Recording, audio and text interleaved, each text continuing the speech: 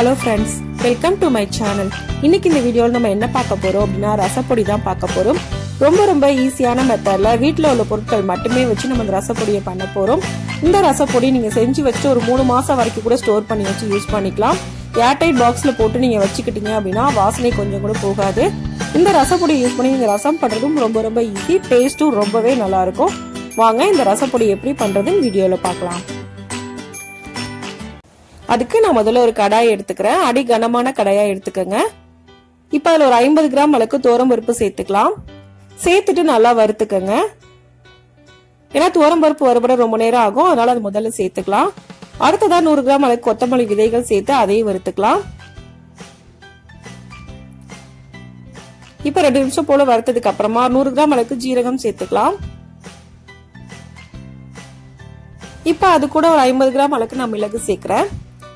உங்களுக்கு காரம் அதிகம் தேவைப்படாது அப்படின்னா மிளகோட அளவு மட்டும் குறைச்சிக்கோங்க. இது எல்லாத்தையும் சேர்த்து லைட்டா வறுத்துக்கலாம். இப்ப கூடவே ஒரு 5-6 காஞ்ச மிளகாய் அதையும் சேர்த்துக்கோங்க. இது எல்லாத்தையும் சேர்த்துட்டு ஒரு 2 நிமிஷம் போல லைட்டா வறுத்துக்கோங்க. மீடியம் ஃபிளேம்லயும் சிம்லயும் வச்சுதான் வறுக்கணும். ஹைல வச்சீங்க அப்படின்னா கலர் சேஞ்ச் ஆயிடும். இப்ப ஃபைனலா இது கூட 1 ஸ்பூன் அளவுக்கு மஞ்சள் தூள்.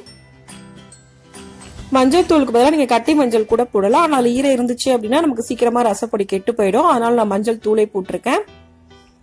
இப்ப இது கூட 1 ஸ்பூன் அளவுக்கு பெருங்காயத்தூள். பெருங்காயமும் கட்டி பெருங்காயத்துல ஈரத்தன்மை இருக்கும், அதனால நான் பெருங்காயத்தூள் போட்டிருக்கேன். உங்களுக்கு விருப்பம் அப்படின்னா நீங்க பெருங்காயம் கூட போட்டுக்கலாம். இப்ப அடுப்பு ஆஃப் பண்ணதுக்கு அப்புறமா இது ரெண்டையும் போட்டு மிக்ஸ் பண்ணிக்கோங்க. இப்ப அதை நல்லா ஆற வச்சிடலாம். நல்லா ஆனதுக்கு அப்புறமா இதை மிக்ஸி ஜார்ல ஆட் பண்ணி நம்ம நைஸா அரைச்சு எடுத்துக்கலாம். இப்போ நான் இதை மிக்ஸி ஜார்ல ஆட் பண்றேன்.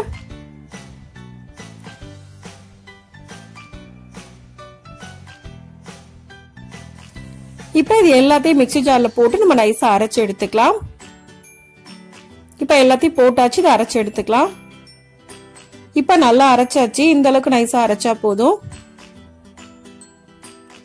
நல்லா ஆற வச்சிருங்க. ஆறினதுக்கு அப்புறமா நம்ம ஒரு கண்ணாடி பாட்டில்ல போட்டு ஸ்டோர் பண்ணி வச்சுக்கலாம்.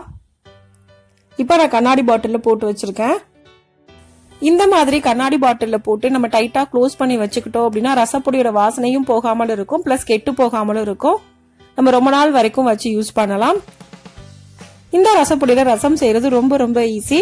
இந்த ரசப்பொடி இதே மெத்தட்ல நீங்களும் செஞ்சு பாருங்க. இந்த வீடியோ உங்களுக்கு பிடிச்சிருந்தா லைக் பண்ணுங்க, ஷேர் பண்ணுங்க, கமெண்ட் பண்ணுங்க. மறக்காம சேனலை சப்ஸ்கிரைப் பண்ணுங்க. தேங்க்ஸ் ஃபார் வாட்சிங்.